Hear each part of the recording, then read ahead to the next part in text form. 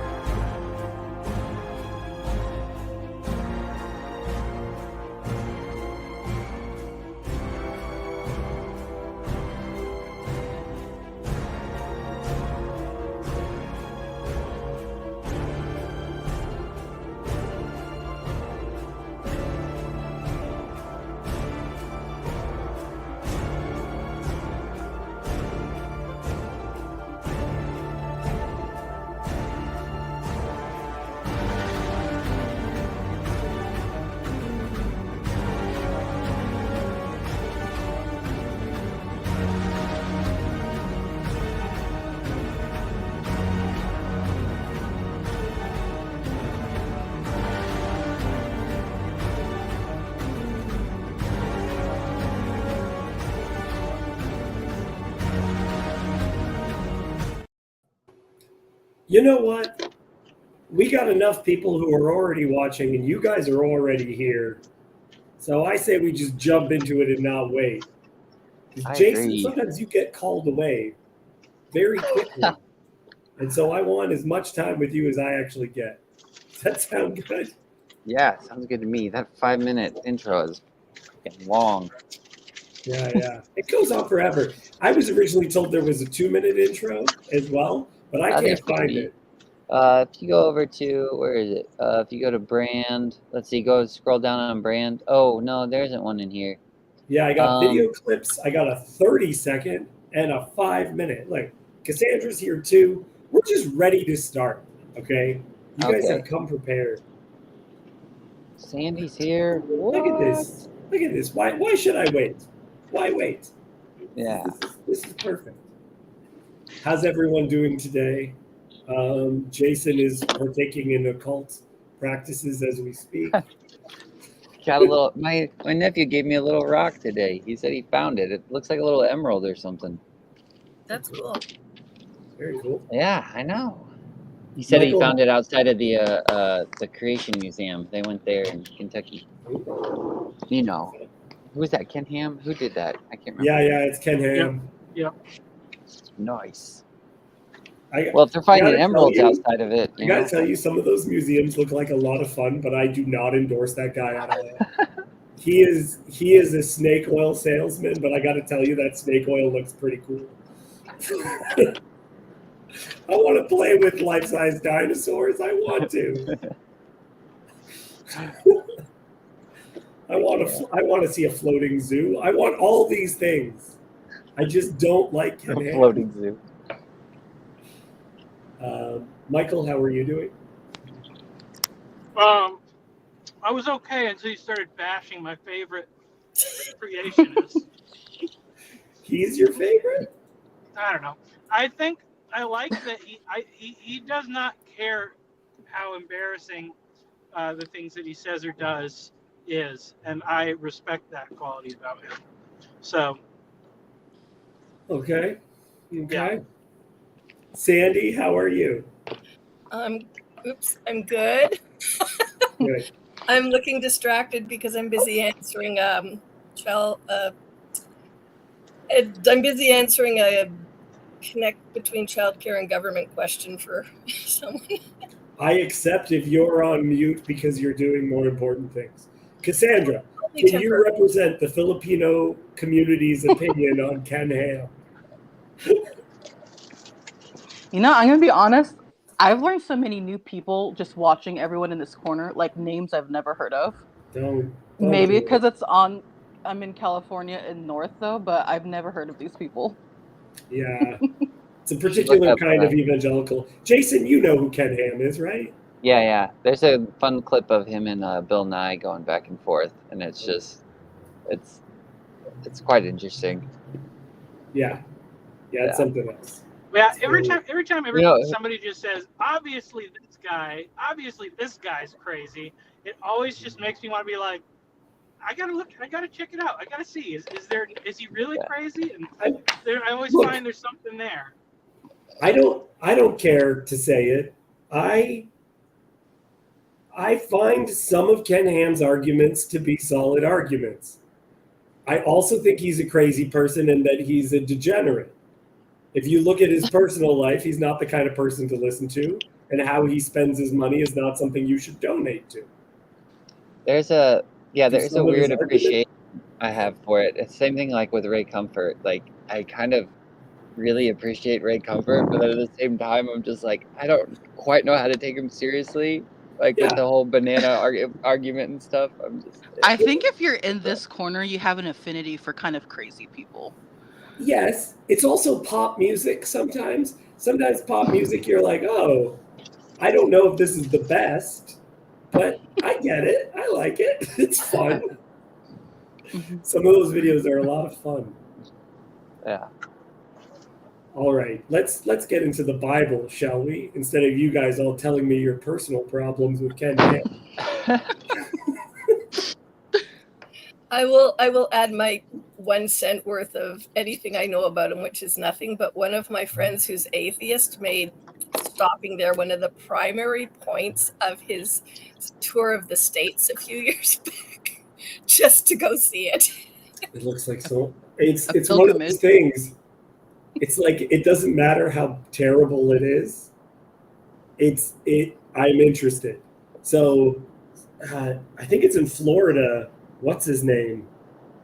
Oh, I can't remember their name.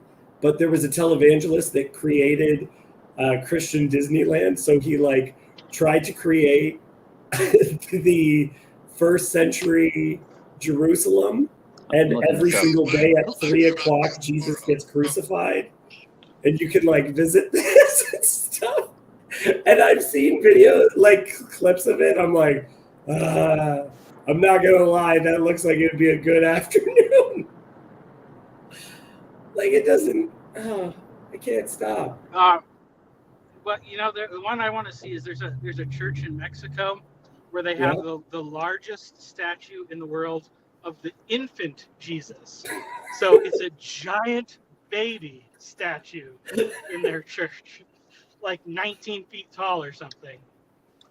The Holy Land Experience, HLE, was a Christian theme park in Orlando, Florida. Orlando's got it all.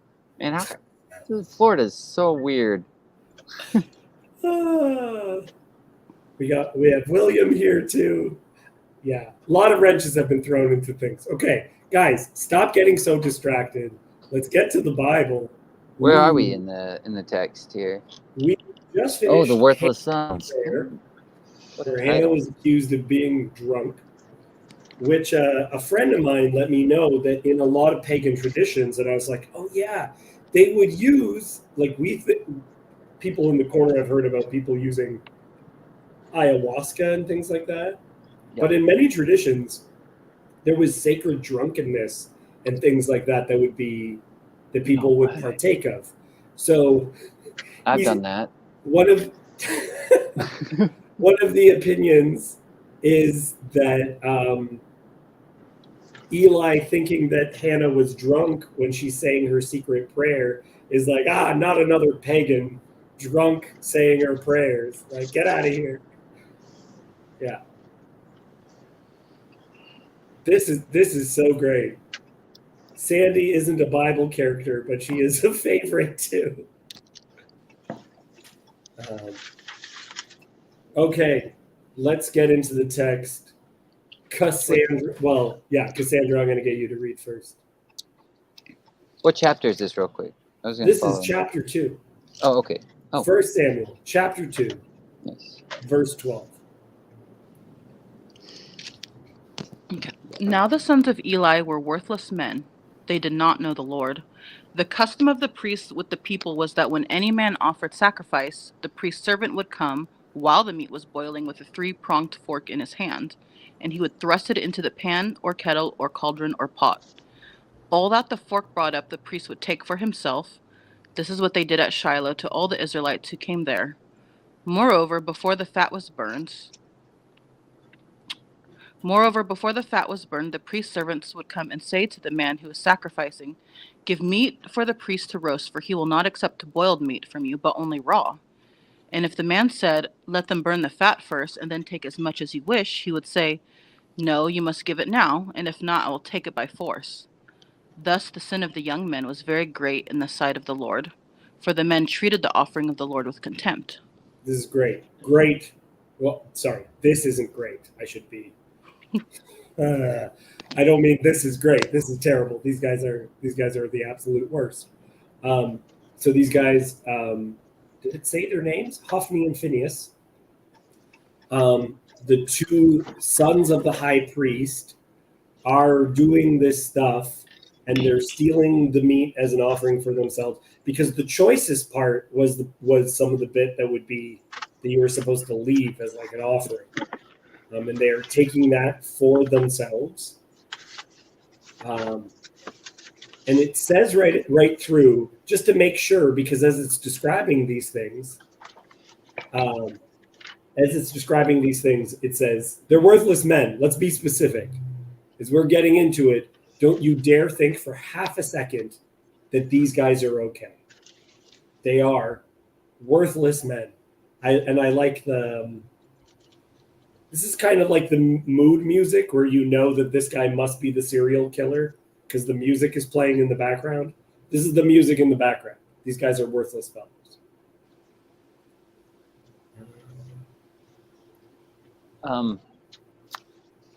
So I like that it says it goes through all the different things. Like it feels like the text for some reason is it says the pan, the kettle, the cauldron, or the pot, like all 4 of them. I don't know why it does that, but it's kind of interesting to me. Why is it a 3-pronged fork, by the way? Does anybody have any ideas on that?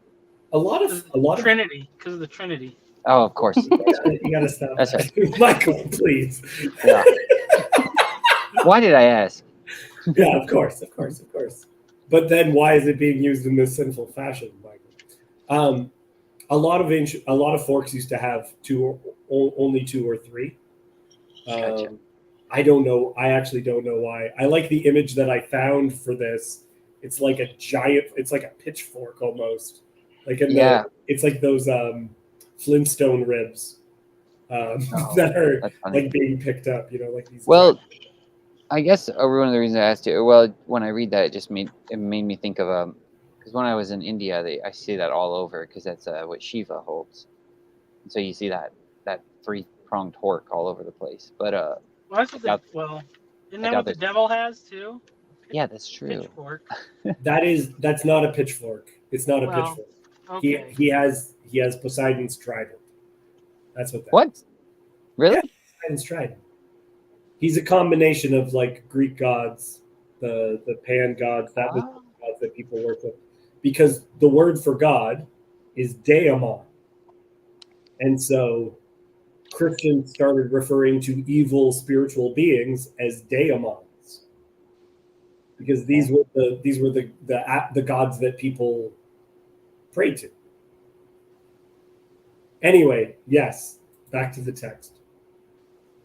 I don't know. It is interesting because I'm trying to figure out exactly what the sacrificial system looked like. I didn't think anything was boiled, but here they're being boiled. Yeah, I'm not sure. The worst way to eat meat, which I guess is why they wanted it raw, maybe? Yeah. Well, and boiled meat is not as nice as actually grilling it. So I wonder Have about you them. have you had boiled hot dogs? They're pretty tasty. Yeah. Yeah. I've I had mean, boiled. well, Not I great. mean, You don't like them? I think there's there's something to it. I was raised on boiled hot dogs. Yeah. Once So they was I. split, when they split, that's how you know they're done. There's a nostalgia to it. I don't know. It's something The there. only useful thing is that my grandma would use the hot dog water to make one of those little traps for wasps, yellow jackets, and then they'd go and drown in it. And that was like Oh, there you go. its only real use. The wasps like the hot dog flavored water. Okay. Yeah. Yes. well, I think there probably is some distinction here in that where they're wanting the meat to roast, because there's really not that much meat that's good to like grill or roast on a animal. Most of the joints and all like the steaks are like the prime cuts, and boiling is like the way that you cook all of the less prime cuts, because the meat's tough. It takes longer to break it down. So I mean, I think it could be that like if the priests are wanting the stuff that to roast it, they're wanting the parts that are the best parts, and the as opposed to whatever's in the pot or whatever. So I There's that. guess. Sorry, go ahead. Oh, sorry. Oh, I was gonna say. I think I read somewhere it said that the portion they were supposed to take was like part of the breast and the shoulder or something like that. Like there are specific parts that were for the priest, correct? Yeah, and I really wish that Hezi would jump on to be able to, because some of this stuff I'm like, you have to get pretty deep in the weeds to have a better understanding of what some of the sacrificial stuff, like what the rituals actually walking through looks like. Well, I was going to say there's that parable in Ezekiel about the boiling pot too. So it seems like it was going on there as well, because he's got a whole parable about like putting the choice meats into the pot and boiling it over so that the scum will be cleansed from it and everything. Yeah. well, there is a note here for where the part. Let's see, Leviticus 10, 14, and 15 is what the priests are supposed to eat. Yeah, you and your sons and your daughters may eat the breast that was waved and the thigh that was presented. Eat them in a ceremonially clean place. They have been given to you and your children as your share of the Israelites' fellowship offerings. The thigh that was presented and the breast that was waved must be brought with the fat portions of the food offerings to be waved before the Lord as a wave offering. This will be the perpetual share for you and your children, as the Lord has commanded. So, yeah, so there was some particular parts that were supposed to be for the priests, and then they didn't. It wasn't just whatever they decided they wanted. So. Okay, you know what? Unless Hezi comes on, Hezi comes on, I don't know what we're doing. So let's I think we should just move on with the text. All right. But either way, their sin was very great. And this idea of if you will not give it now, and if not, I will take it by force. So these guys are not nice guys. They're going to rough you up if you don't let them defile God's sacrifice. Boom. Maybe this is a good passage to read when your kids complain about what's for dinner. Yes, Michael. You're Good treating your mother's dinner with contempt. I like it. Okay, Sandy, go ahead. Samuel was ministering to the Lord. Sorry, I'm checking if I was on mute. Samuel was ministering before the Lord, a boy clothed with a linen ephod. And his mother used to make him a little robe and take it to him each year when she went up with her husband to offer the yearly sacrifice. Then Eli would bless Elkanah and his wife and say, "May the Lord give you children by this woman for the petition she asked of the Lord." And so they would return to their home. Indeed, the Lord visited Hannah, and she conceived and bore 3 sons and 2 daughters. And the boy Samuel grew in the presence of the Lord. Great reading. Okay, so one of the things that we see within this is, we talked about this last week. She gives the firstborn, which is Samuel, to the priesthood, but God blesses her for giving those first fruits with all this other stuff. Like he blesses Hannah with more children, 3 sons and 2 daughters, besides him. So it's a bigger thing. Hezi has mentioned before, I've heard him talk about, that Samuel gets known as the guy with the robe. Where you get, I just think this is very sweet. And his mother used to make for him a little robe and take it to him each year when she went up with her husband to offer the yearly sacrifice. So yearly she goes up to make sacrifice, and when she makes pilgrim, she gives her son, there's Hezi right there, gives him a coat, right? It's like, I knitted you this sweater is kind of the thing that happens every single year. And so he gets known as the guy with the coat, which I think gets referenced when with the Witch of Endor, I think is when that comes up.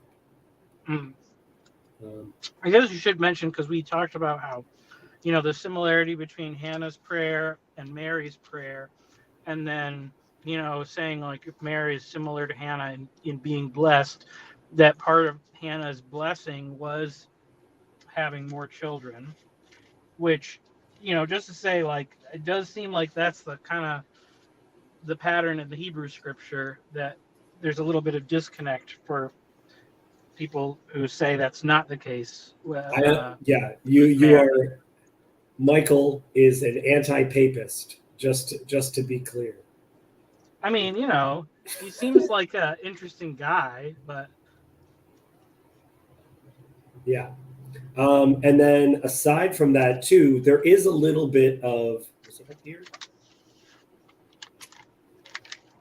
The language of him maturing is also very similar to the language that's used elsewhere about Jesus. No, I think that's somewhere else. no. Oh, I think Hezi, that's transitional object. What do you mean by that? Verse 26. Was it 26? We're not there yet. But. Okay, great. Yes. Yeah, that's where it's going to be. Does anyone have anything else they'd like to add? Well, I didn't know what Hezi meant by this. Do you know what he's talking about? There he is. Oh, Joseph, thank you. What's the deal with burning?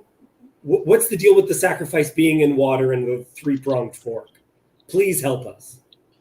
Sorry, I have not watched any of the episodes. I haven't not been following. Jason just sent me a link. I have no idea what's going on. Okay, well then, all right. So the Hophni and Phineas. Yes. When they are the worthless sons. Yeah. I don't recognize this at all. As far as what they're doing, in what situation meat was boiled as part of. Give me a verse number, chapter. Beginning of Samuel. 2. So was that Samuel 3? Maybe. First Samuel 2. 2. Okay. Yeah. And that's the verse. It starts in 12. Okay.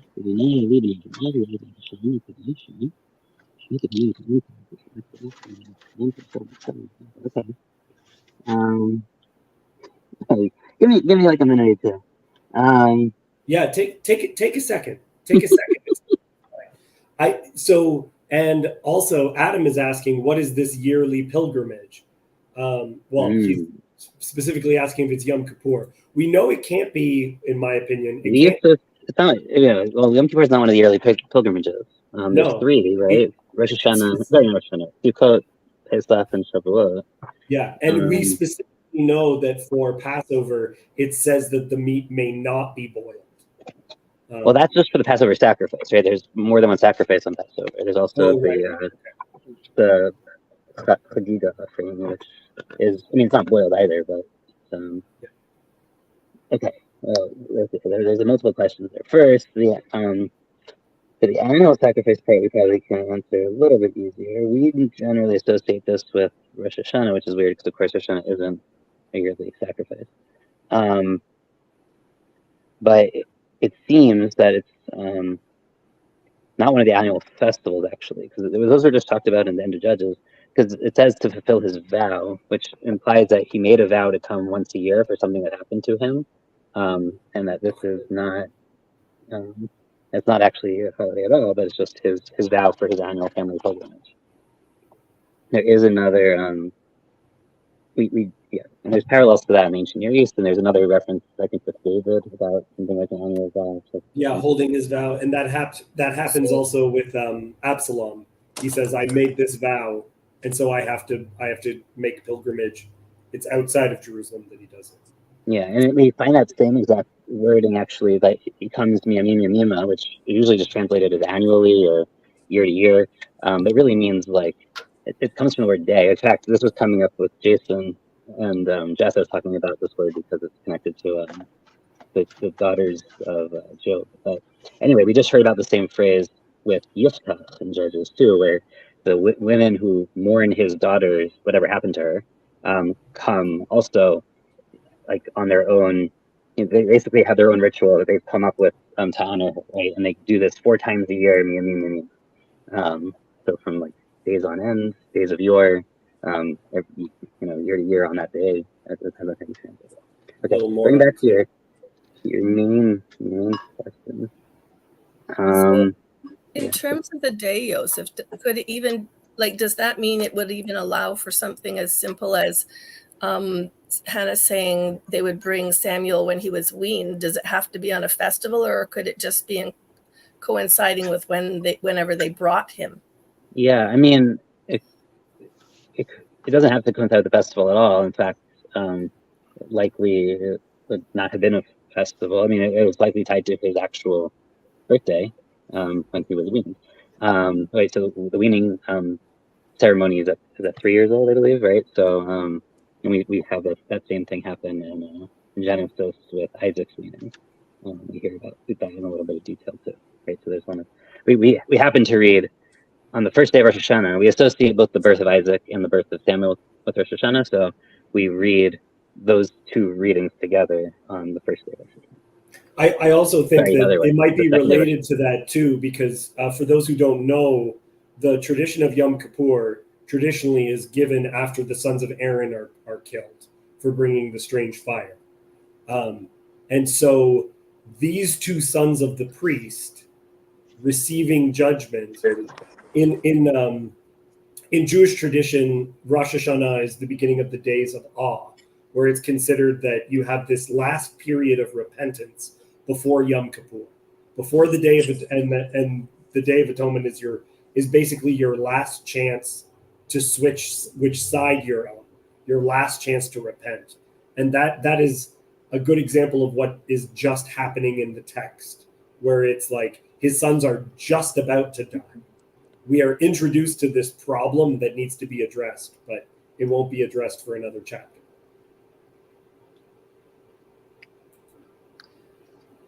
Okay. Yosef, I had some other question too, because Hezy's talking about the coat a lot, and I know he's brought it up in the past before, Samuel having the coat, his mom made him this coat, and there seems to be like a lot of different connections and symbolism that go along with that I'm not quite that familiar with. But he was even relating it to Joseph's coat. or something. Yeah, I mean, the coat thing is a long flowing motif through the text, but obviously you can already connect Saul, Samuel, Elisha, Elijah, and David all together at least in one unit. And then whether you want to compare it to other coats like Joseph, sure, yeah. But certainly the other five are connected by Samuel's coat very explicitly. Yeah, and he's saying also the ephod of the high priest.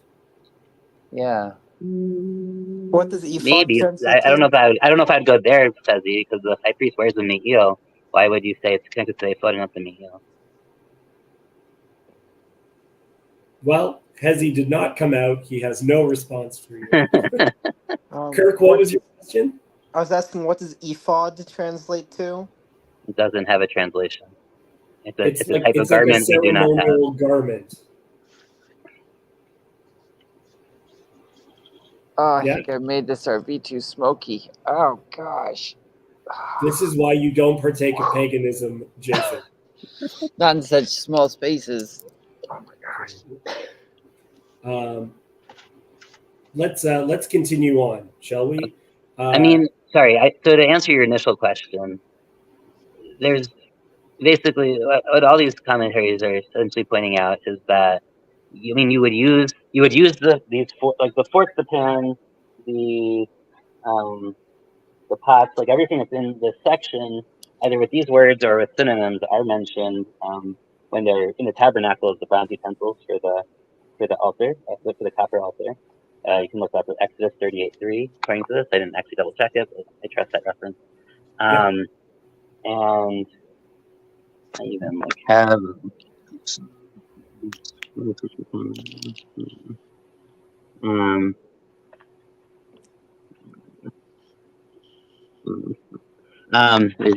There's even a picture here of what this fork would look like. Tongue would look like for cooking the meat. This is based off of archaeological finds that we have from similar ancient Near Eastern sites where they use these. These are part of just the vessels of the altar. And as far as the cooking method, so essentially, once something had been brought, like the priests were only supposed to take the breast and the right foreleg of the fat, right, not the fat. Some of the fats have to go to God, but they got the right leg and the breast of the peace offering, and clearly, and they could cook those any way they wanted once the offering was presented on the altar. So Right, they could boil it, they could do whatever they wanted, however they like prepare it. So but it's clear here that they're deviating from acceptable what they're allowed to do, right? So this is likely it says Zoveh Zevach, which Zevach could mean any offering, but usually it is specific to peace offerings, which would make sense because that is the one that priests are allowed to take from. But it seems that they're taking much more before than it's supposed to, and of course they're doing it in this way. That's rather problematic. Okay, sounds good. Let's move on in the text. Either Sandy or Cassandra, whoever starts reading first, you're the winner of today's Bible reading. I don't know. Go ahead. Okay. Now Eli was very old, and he kept hearing all that his sons were doing to all Israel, and how they lay with the women who were serving at the entrance to the tent of meeting. And he said to them, "Why do you do such things? For I hear of your evil dealings from all of these people. No, my sons, it is no good report that I hear from the people of the Lord spreading abroad. If someone sins against a man, God will mediate for him. But if someone sins against the Lord, who can intercede for him?" But they would not listen to the voice of their father, for it was the will of the Lord to put them to death. Oh, this little interaction. It is part of what I find particularly interesting is that Eli does rebuke them, but it stops at rebuke. Right? Like he should have his sons arrested. He should, you know what I mean? And so because he just says, guys, you have to stop doing this, it seems that he bears some kind of guilt himself, even though he has kind of proper theology here. I don't know if that sounds crazy. Well, I mean, it said it was the Lord's will, so kind of like should he have done something more? I don't know. God knew he wasn't going to do something more, so. But you shouldn't have to arrest your sons. I don't feel like that's a good place to be in. Like, because they were supposed to honor their father, and they didn't. So. But this is a repeated motif throughout the text. Saul, when he is rejected, one of the things that Saul is rejected for is he makes an exemption for Jonathan. He says, whoever breaks this one thing is to be put to death. And then he finds out it's Jonathan. He's like, never mind, I take it back. David, when his son Amnon sexually assaults his daughter, he doesn't do anything about it. And that is why Absalom rises up against him. We see the sons of Samuel will be corrupt as well. There seems to be this image of the corrupt children showing some kind of a problem in the system. Because they don't get spankings. Yeah, and of course you have in Proverbs at least, I think 4 times, the phrases like, one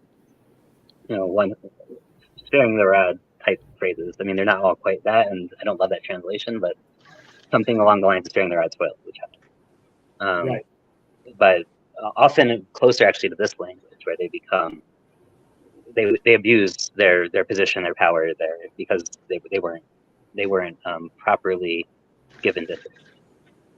Yeah, and it didn't even mention in the first bit. So they're defying the sacrifices, and they're also defying the women, right? Defiling what they're doing in their position of power. It's Yeah, there's the way he says it too, when he says the report of the people coming back to him. I mean, it almost sounds like it's because it's spreading around that he's trying to get them to act right, because it's like it's an embarrassment. Maybe people know about it. It's becoming like a well-known thing that this is how they are. Yeah, Hezi is saying that it's like, is it a rumor? Is that why he's not as strict about it? But yeah, I get what you mean. Where is it the action that's bothering him? Is it the report? Jason, you had your finger up. Oh, well, I mean, it's a different question. I'll wait till you guys are done with this topic. I mean, it's in the same passage, but. Well, why not bring it up now? Okay, all right. What's the question he's asking? He says to his sons, like, I don't even understand that question. It seems kind of absurd to me.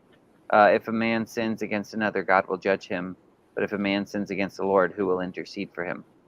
Like, why is he even asking that? That just seems... I don't know. Whenever there's questions in the text, I always usually just sit and try to really think over them. When I was thinking about this, and I would love to hear other opinions, when I was sitting with this, the priest is the intercessor. Yeah, right. So that's why it seems interesting that he's asking that. Yeah. And like the old statement, who will watch the watchman, right? Like,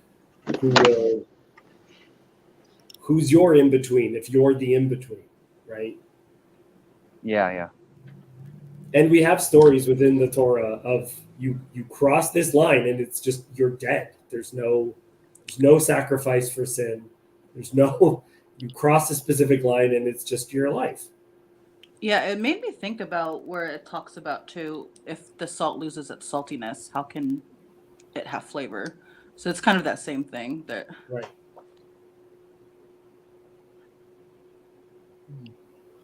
Anyone else?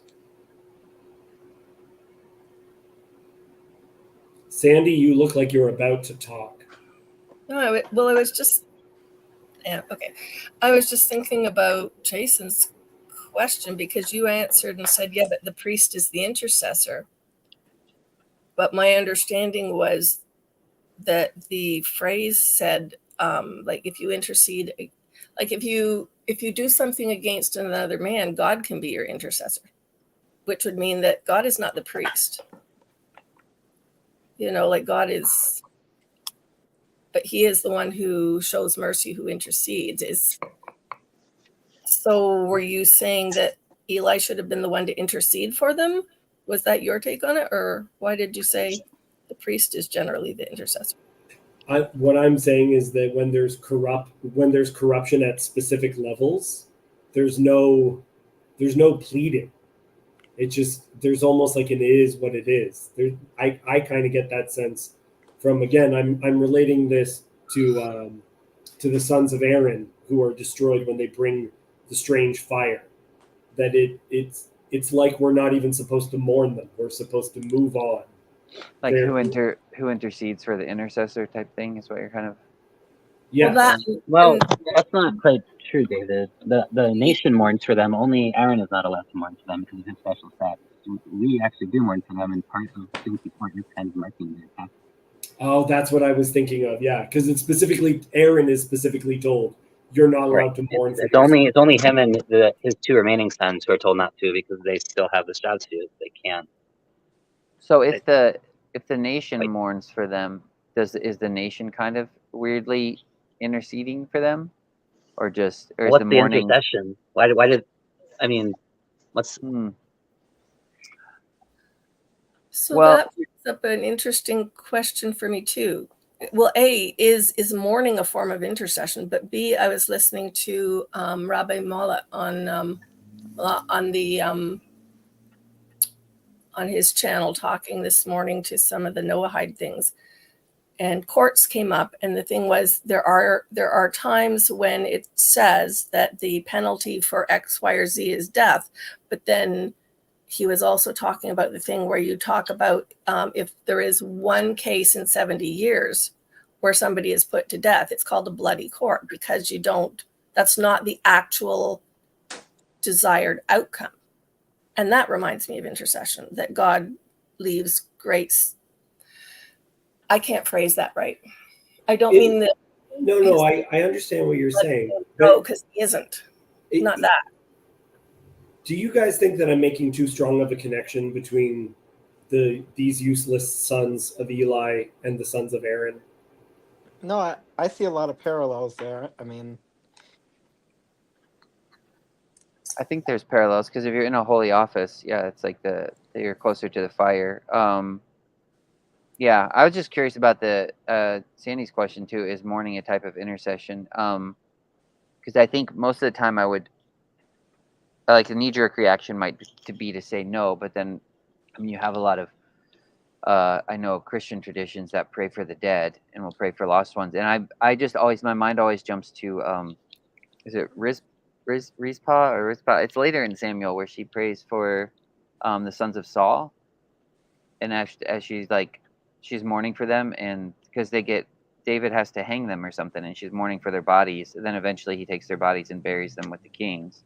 And so it's like it feels like intercession, like she's interceding for the damned or dead or something, or because their bodies are hanging out there for the animals until he finally takes them and buries them with their fathers. One of the challenges is the sons of Aaron. Did they like what is their sin, and is it something? I mean, I guess I think some mourning. There are ways. There are things that are prayers for the dead.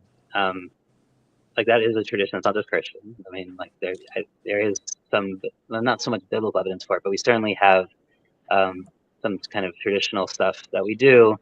And what that actually means is complicated, and like there's a whole, the metaphysics and theology. Let's leave aside for it. But like, I think here, I mean, like the sons of Aaron. So after that happens, God says, "I was sanctified through those who are close to me," and it's a very ambiguous phrase because those who came close to me or tried to come close to me. So, and we got this idea of sanctification through, like, is it because they're holy? Because like there's something to their impulse that is recognized to actually be holy or worthwhile, but then it was used or applied wrongly. I think it's generally how a lot of people would read what happened there, traditionally. So like, it says Krovaya Kadesh through those who. So that's right. Through those who are close to me, I become sanctified. Or is that really referring to Moses and Aaron or the nation? Like it could be like, who is it referring to? The question. Most people read it referring to the children. This is, I think, in contrast to what's happening here, where I think this is another two sons of a priest. They're dying, but I don't think there's any.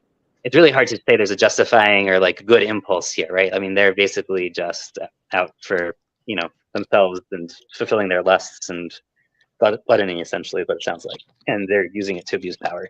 I think it is interesting that one of their names is Pinchas, which is right. So which should bring up a whole other set of associations, right? Not the two sons of Aaron, but his grandson Pinchas, who's the good guy in the. Well, he is the good guy, but he's also he is a zealot who there's a real question about like his action and like if God hadn't like basically given it a seal of approval afterward, it would be hard to say that he was the good guy to some extent. Because so for those of the quick right, so Pinchas, Book of Numbers, I don't know, late chapter. It's with the Baal of Peor. It's with Balaam, where So the daughters of Moab and are seduced, and Midian are seducing Israelite men, and I mean on purpose because they're trying to seduce them. It's a plan that using the sexuality in order to bring them to worship their God in order to upset the God of Israel. It would seem is the plan, so that God won't protect them. And one of the leaders of what prince of one of the tribes gets seduced, and he has relations with a princess of Moab. So like two elite people, kind of being role models for everyone else, like of this plan. And they do it publicly, like they have relations like publicly, like in front of either I can't remember. I think it's of the tabernacle and or in a tent near it, whatever. And Pinchas, who's the grandson of Aaron, who's not a priest at this point, goes and fears them while they're in the act. And there's this rather ironic thing because God basically then afterwards says like, he did what I wanted, and there's a critique there that like no one else, like Moses and Aaron, like no one else acted. Oh, I guess Aaron's dead at this point, but Moses didn't act.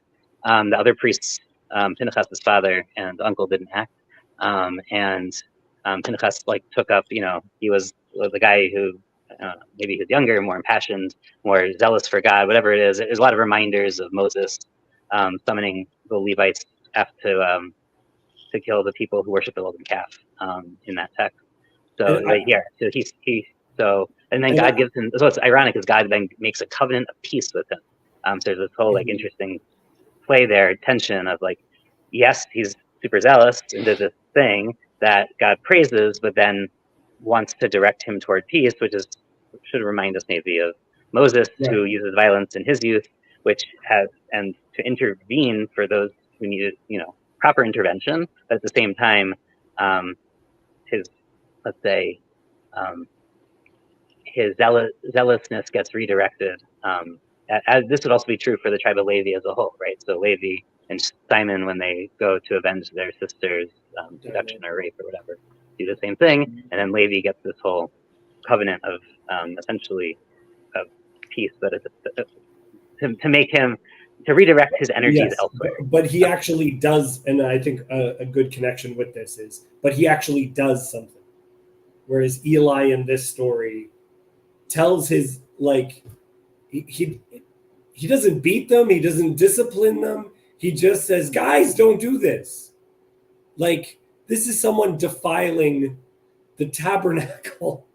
And sleeping with women. I mean, that's the whole right. He's doing he's the opposite of Pinchas, right? He's literally doing and Pinchas, remember, isn't just like a random priest, whatever. Like he's this Pinchas's grandfather, right, or maybe great grandfather. He's named for this is his direct immediate ancestor namesake who was right there not that long ago. He did the opposite. He's doing. And he's already completely, that the line of the priesthood got corrupted so quickly is kind of part of the disturbance here, right? Yeah. Okay, let's go back into the text. Actually, let me do just a quick check. Jason, how you doing? Good. Yeah. Hey, Sandy? Yeah. All fine here. Okay. Sandy, any thoughts? Cassandra? No. We lost. I Was mean- it Michael earlier who said something about God wanted, like, was resolved that they should die? Is he the one who commented on that? yes, You know- yeah. Well, So before we move on, yeah. sorry, go ahead. Go ahead, I was Joseph. I was just gonna say, like, on that, like, I don't know if that was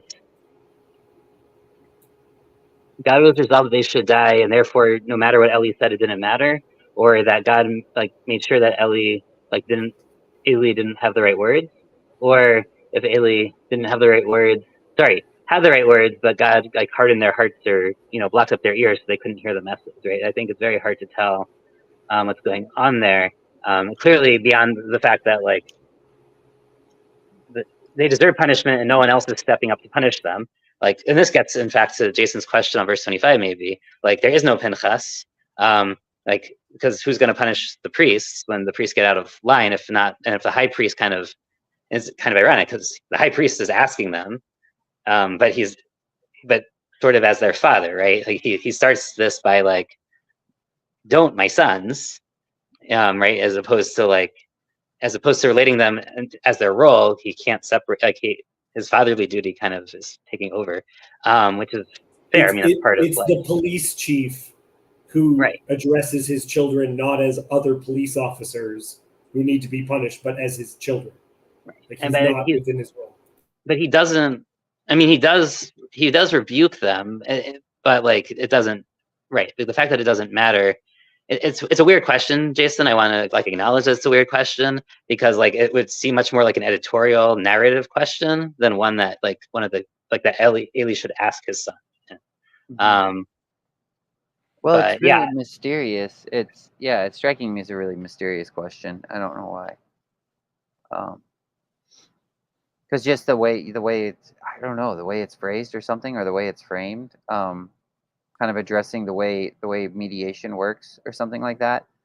While you guys were talking, my mind was, like, hopping around it was like making all these weird connections with the question that Sandy originally asked, to the whole mourning and mediating thing, because it made me think of later on when the people take up for Jonathan, and you have, like, the people are actually taking up for so you have they have the high priest, or those that are higher up. You have the king and the priest and the judge, and it's like, if they mess up, right, who will intercede for them? Because it's like it's between them and God at that point, because they don't really have a mediator.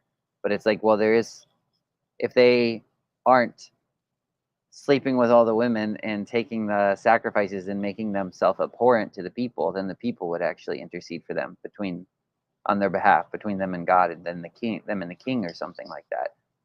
But these people have, like, these two sons will have no one, because they're the people they're supposed to be serving.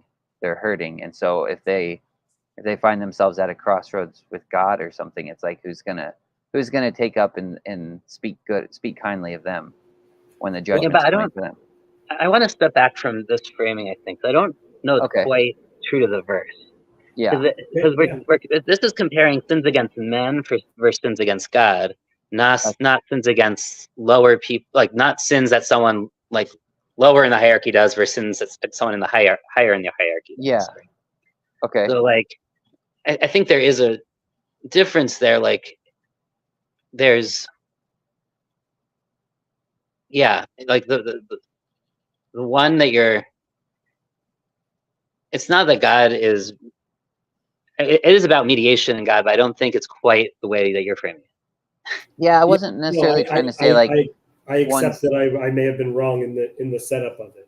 I think also part of what I'm bringing in here is the idea of God being king, and it seems to be like offending a king, and that I see the tabernacle as like a dwelling place for God, and like it's his it's like a mobile palace, essentially. And so to be doing this is to be stealing food off the king's table. This is to be doing things which are deserving of death. And I think I don't think that's wrong. I think that's a fair way to read it. Yeah, I wasn't necessarily trying to say, like, these, like, frame it in terms of hierarchy, and, like, this sin is greater than another. This one, like, I wasn't necessarily trying to do that. I guess I was just trying to think of it as, I guess the way David's framing it too, you have the king. So if the king's kind of like Saul, then Saul makes this declaration, and the judgment falls on Jonathan. But then the people are like kind of standing in the gap because they love Jonathan, and so they kind of weirdly mediate for him. But that's what I was saying is I don't know. It seems like if the job of the priest is done right, then the people would mediate for the priest as well. Like it reminded me of Ecclesiastes. Even the king is served from the field. You know, that when you see the oppression of the poor and the violent perversion of justice and righteous, and don't marvel at it, because high official watches over high official. There's a reciprocal relationship. I think we see this with the high priest, and the cities of refuge. The fact that when like there's a link between, there's a link between. So when someone kills somebody, and it's not premeditated murder, it's like homicide, or manslaughter. Sorry, it's negligence or manslaughter type thing. So they can actually, if they kill anybody, first they can flee to the city of refuge, even if it's intentional. Then a court can decide whether it was intentional or not, and then they're allowed to stay in the city of refuge. If it was not, if it was negligence or whatever, if manslaughter, if it was homicide, then it goes into the other rules about whether they should be executed. But for people who do end up in the city of refuge, they're allowed that. There's a link between them and the high priest because they are allowed to leave the cities of refuge and return to their homes when the high priest died. And there's a whole kind of tradition about what are the connections here? Like, why is this a thing? And one of them is the high priest is in charge of the education system for the nation. They're supposed, like in the Torah, it says like they are charged. The Levites in general, but specifically the high priest is in charge of the system to make sure that people like learn how to treat each other properly. And live out the Torah, and the commandments, and therefore they're liable for people like not doing that to some degree, like they fail in educating people properly. So there's definitely something here where I think that in some way, and in fact. What would happen, Jason, is this interesting story in the Talmud where like there's a story that the mother of the high priest would go to the cities of refuge and bring food to the people who were there, because she was afraid that they would pray that her son dies so they can go home. So there was an interesting like reciprocal nature between his failure has to be kind of rectified by their mediation and her mediation, so that he doesn't get punished for their failure, for his own failure, but his own failure which then cascades into the public. That's interesting. That's interesting balance. Yeah. Okay, yeah, guys, that's really good. Let's go back into the text. Wait, Sandy, did you do verse 26? I believe we did. Did we not? Okay, because I just want to say, like, it's important that Samuel is that's the cap, that he's good both in the eyes of God and people, unlike the failure against man and God of the sons of Eli, right? And I mean, this is exactly what the question came up. Like this is this theme, and this is a really important point to get to the kingship thing that you want to talk about, David, eventually, which is kings in ancient Israel, and leaders in general have to be accepted by both God and the people. They need both of those to legitimate them. And later in Samuel, it's going to be a big problem because Saul is going to have the support of the people, but lose God. David is going to have God and only gradually get the support of the people. And when I was at Bible college, I knew people that received a call from God. But if you looked around at the people, the people did not agree. You claim you had some kind of a call from God. That's very, very different than whether or not the people will actually follow you and actually think you're a respectable person. And this is part of this whole discussion about mediation, right? And I'm going to go after this comment. I know I talk too much when I'm on this. Right? Like, if you're going to be a mediator, you need to be acknowledged both by those that you're mediating for and the people or whatever you're mediating to. Like, you have to be acknowledged by both sides. Right. And like if you're only working from one or the other, like that's a real challenge to your legitimacy. You can't be a proper and full leader. And I think this gets into a lot of the stuff that's kind of at the end of Judges too, right? Where the people, Right. but like during the Civil War, they decide to follow Judah, right? There's this whole thing, and some of the things that happen in that are some of the groups and leadership is entirely man kind of proclaimed. But there is a point at some point where they start looking to God for like legitimating. So like who should go up first? They ask the Urim and Thummim, right? They ask Pinchas Right. to like ask God that. So you do begin to see that, and this becomes like a major theme of this book. So this kind of sets up Yeah, chapter and 2. that will be the downfall of these two brothers, is that they use the Ark of the Covenant like they can command God how things will operate. They bring in the Ark of the Covenant like it's a good luck charm. Okay, I wanna give a quick check in with Chezi. You have to wait because Yoav came in first. So Yoav, was there something that you wanted to share before we continue Yes, on? I heard that one of the purposes of this channel is to teach people Hebrew, and I have a point of Hebrew that is bothering me.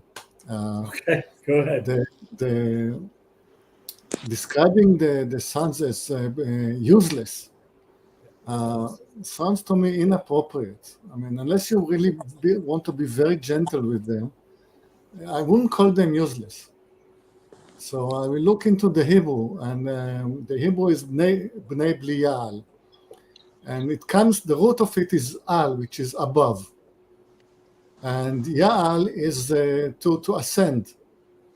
So Bnei Belial will be those sons that could not ascend. So it sounds to me like saying that they were in a position in which they could have ascended to a higher level, and they have failed to do that. I might challenge that, Yoav. I might say they're banim they don't acknowledge that which is alehem, right? They're bnei Belial in that which they don't acknowledge that which is higher than them. Sorry, I don't understand. What is your interpretation of the? Yosef is saying that it's them not acknowledging what's above them, not them being unable to progress. Okay, so anyway, it's come from the word to ascend, and from that it comes toilet is a benefit. How can I mean, toilet is how can I be lifted? And Bnei Belial as useless is coming for a derivative of to ascend, which sounds to me unlikely. Anyway, the modern use of Hebrew, Bnei Belial is just crooks, just simply crooks. And moving into the next chapter, because I want to go off stage, I want to remind you of my comment of last chapter, that the names of those sons sound Egyptian rather than Israeli. Egyptian, yeah, I remember you saying so that. Yeah, they don't just sound Egyptian. They are Egyptian. We know we have Egyptian names that match those from Lib. So sorry, this is also very important because recently in archaeology, one of the things that we learned is that the Philistines were actually an Egyptian plant, essentially. No, you disagree? Okay. Not genetically, they're not Egyptian. We definitely know that the Levites, though, Moses, Kehat, Merari, all these names are Egyptian names. Correct. Sorry to lose Yoav. I would just mention what Yoav said about Bnei Belial. Like, yes, you could look at Al as to ascend, like Elui. They have no ascension power. But generally speaking, when he says they're crooks, it's because they're Belial. They don't have a yoke, and that means they don't have the yoke of heaven. They're not under the morality of heaven. So that would lead to one becoming a crook. But the translation isn't just crook. It's, in the words themselves, like all. And this also relates to Olah as well, as one of the sacrifices one brings. Well, and this is part of what I was saying, is that there's an aspect of Egypt which it's good to have included, right? Like the items of gold that will make the items in the tabernacle. but there's an element of Egypt which is bad, which is the elements of gold which make which make the golden calf, right? And so Not to derail, but very shortly. I mean, that is what Joseph is trying to do in Egypt, right? He's trying to rise those holy sparks, try to bring redemption through Egypt. There's a move when Abraham and Sarah go down to Egypt to try to do that move, and I don't know if Joseph is going to disagree with this, but I've mentioned in the past how there's also reason to believe how even the phylacteries themselves are taken from Egypt, right? There's a cultural appropriation over there that's being used and for a different purpose, and that's a lot of what you see happening in the Bible is using other cultures' tools, symbology, and through them, shining a divine light through. But like I said, not to derail. Wonderful. That I is a want good to amount of derailing. go back, not to derail, because this is exactly on the topic of Samuel 1. Okay. Samuel 1, chapter 1, Hannah, Okay. see you, Sandy. Bye, Sandy. Hannah says, don't think that I am, sorry, I'll teach 10, don't give your maidservant before the daughter of a Belial. She actually uses that, it sounds, the way normally it's translated is, don't think that I'm the daughter of someone who's Belial, and of course literally the next chapter, his own children will be called Belial. But we had this word, this is one of those connections between Judges and Samuel. Remember I talked about all these parallel words? So we had this for the people of Gibeah, where the rape of the concubine happens. They're also called B'nai Belial, the children of Belial. But we know that it can't just mean robber or something. Like I think there's more proof for how I read it and how Chezi reads it, which are pretty similar, which is in Deuteronomy, where the word first appears. We have it as it says, be careful that your heart doesn't become a heart of Belial.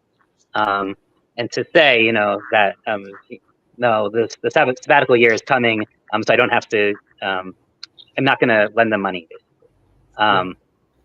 So we definitely have this. I mean, this is one of these Deuteronomic words, right? So the Deuteronomic text from the old documentary hypothesis, which we're not fans of, but there's a lot of shared language in Deuteronomy and Judges and Samuel. And this is one of those key words, and it's going to come up a lot, honestly. I just pulled up a thing, and it's oh, this is going to come up another dozen times in the book of Samuel.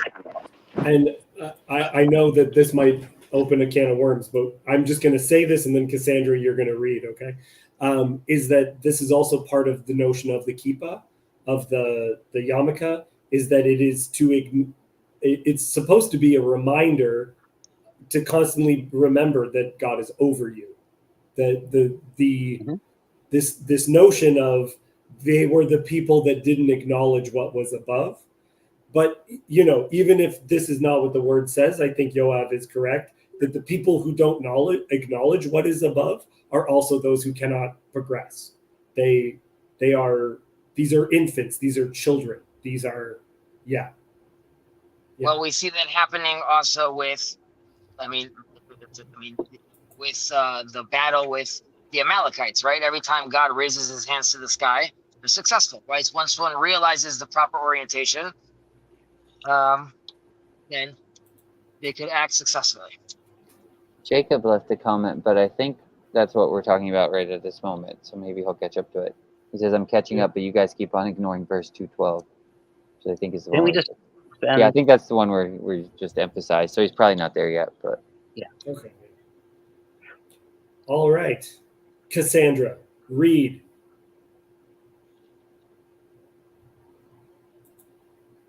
You are on mute. So though her lips were moving, she appeared as though she was silent. And there came a man of God to Eli and said to him, Thus says the Lord, did I indeed reveal myself to the house of your father when they were in Egypt, subject to the house of Pharaoh? Did I choose him out of all the tribes of Israel to be my priest, to go up to my altar, to burn incense, to wear an ephod before me? I gave to the house of your father all my offerings by fire from the people of Israel.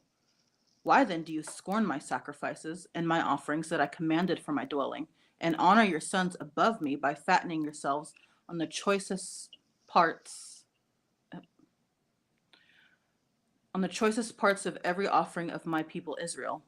Therefore the Lord, the God of Israel, declares, I promise that your house and the house of your father should go in and out before me forever. But now the Lord declares, Far be it from me, for those who honor me I will honor, and those who despise me shall be lightly esteemed. Behold, the days are coming when I will cut off your strength and the strength of your father's house, so that there will not be an old man in your house. Then in distress you will look with envious eye on all the prosperity that shall be bestowed on Israel, and there shall not be an old man in your house forever. The only one of you whom I shall not cut off from my altar shall be spared to weep his eyes out, to grieve his heart, and all the descendants of your house shall die by the sword of men. And this that shall come upon your two sons, Hophni and Phinehas, shall be the sign to you. Both of them will die on the same day, and I will raise up for myself a faithful priest who shall do according to what is in my heart and in my mind. And I will build him a sure house, and he shall go in and out before my anointed forever. And everyone who is left in your house shall come to implore him for a piece of silver or a loaf of bread. And they shall say, please put me in one of the priest's places that I may eat a morsel of bread. Great reading. I especially liked when you first started off, you really conveyed how upset God was with them. Like there was a little bit of, there was a good amount of upset. So I appreciate that. Before I get into it, I'm just gonna go through the list and see if anything that stood out or anything that wants to be mentioned. So Jason, you go first. Anything noticed or? Yeah, I mean, I don't know if it's kind of later in the passage, but when God says, then I will raise up for myself a faithful priest who shall do to what is in my heart and in my mind. I'll build him a sure house, and he shall walk before my anointed forever. Who is that referring to? Because when he mentions sure house, that makes me think of David. But David's got that weird kind of thing where it's like he seems like he does some priestly things, but I don't know. It's that according to the traditional readings, it's Sadok, who is That's who? the priest named Sadok. Oh, the priest of Zadok. Yeah, Zadok. Okay. Yeah, the ones that didn't. Yeah, because they're mentioned in Ezekiel, I think later on that God. Well, so Sadok, there's a special promise that that the priests of the house of Sadok will be the priests forever. That comes up much later, but that seems to be what this is referring to according to the traditional readings, which makes sense because he gets the special call out and covenant later as this new priest. Yeah, sorry. Go ahead with your going around. That's good. Yosef, you are next. Well, Jason, unless you have anything else to say. No, I was just my good. I was plugging my computer and it was about to die. So okay, no, that's no problem. Okay. I mean, so there's the verse 32 there that you'll kind of graze grudgingly, or you'll see what everyone else is getting, and you'll like the things I do that are good for Israel. But basically it says it literally means like your like your eye will narrow,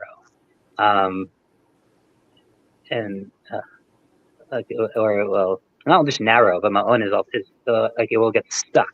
Like it'll get stuck in this this in this narrowed position. I would say like a perspective, right? Like a narrow perspective. You get stuck and you can't see anything else. And normally this phrase, this comes up in a lot in like rabbinic Hebrew in the Pirkei Avot class that Chazi's doing. Like you could talk about it, like that you have like a good eye and a bad eye. So like a good eye, often the way we understand that is like a generosity and like an open-handedness. But basically, this is what we would call a punishment that's midah k'neged midah. So it's like the punishment fits the crime or the sin here, where they wanted to get everything. They were greedy, and they kind of lusted after everything, and then that's like and so their eyes kind of will get stuck in this habit of like not being able to just like be happy for other people, but like kind of see the world in this very narrow, like jealous way, envious way. Maybe envious is the better word here. Envious way, and they'll never be able to have this generosity. And I think that's and somehow that kind of that narrowness, that stuckness, is tied to them dying young and not being able to kind of appreciate, like, even if they still get the position and still allowed to serve from the altar, like, I'll not cut off your offspring from my altar, but at the same time, like, they're going to stay there and mourn and pine away, and specifically their eyes, right? Their eyes, their eyes will kind of like come to an end almost. And in the next diminish. chapter, it emphasizes Eli's eyes being dull, and that in those days a prophet was called a seer. Those are all elements within the text as well. Cassandra, any thoughts? Anything that stood out to you while you were reading? Yeah, well, one thing I was thinking of, I think, because you pointed out how their names are Egyptian, it kind of made me think of when they were in Egypt and all of the curses fell on Egypt, but the people of Israel were fine. And even like when the darkness fell, you could see that where the Israelites were, everything was fine. They had light. They didn't have pests.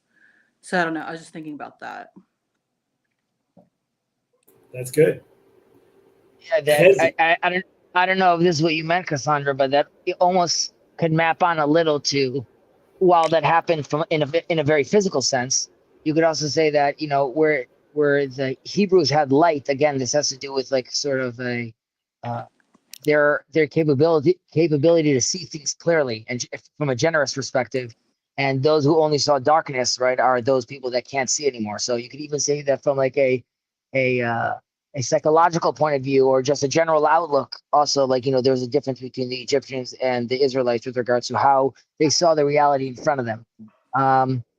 You also, by the way, we finished Pirkei Avot. We're moving on next week with Shmone Prakim on Maimonides. So see how long that goes. Just with regards to this verse, there is I don't know if I mentioned this before, but with Korach, there is a midrash that says that one of the descendants of Korach is Samuel. He's also a Levite, and Samuel gets to manifest many of the things that Korach wanted, and that is happening in the context of this curse you're here right now with God and talking to the sons of the priest over here, which is, it seems like the priesthood had failed at this point, right? It didn't work out, and there's a full corruption over there. And Samuel, like Korach, says, like, you know, I want to flatten the hierarchy right now, and that's why Samuel basically doesn't take the tabernacle, the ark back to the tabernacle. He doesn't establish a Sanhedrin. He goes around the town himself and being a judge. He even himself brings sacrifices, which is really the job of the priest and not the Levite. So he really takes over fully, and he realizes that at a certain time, there is something to be said about flattening the hierarchy when there's corruption in order to create fertile ground for something new to grow. And that's sort of what God is also saying that's going to be required over here. And Samuel is that, you know, he's around through that transition. Eventually, obviously, it comes back. But there's something about Korach's idea that wasn't necessarily wrong. He was just wrong with his timing, and that relates that's related to David too, where David is the quote unquote the usurper of the role of the king, but he doesn't do it in a rebellious way. He doesn't do it in a sinful way, which is the way that, you know, you think when you first start reading the story, oh, he knows he's in the right. He knows he has God's blessing. Why doesn't he just go and kill the Lord's anointed then? Right? He seems to be pursuing it in the proper way.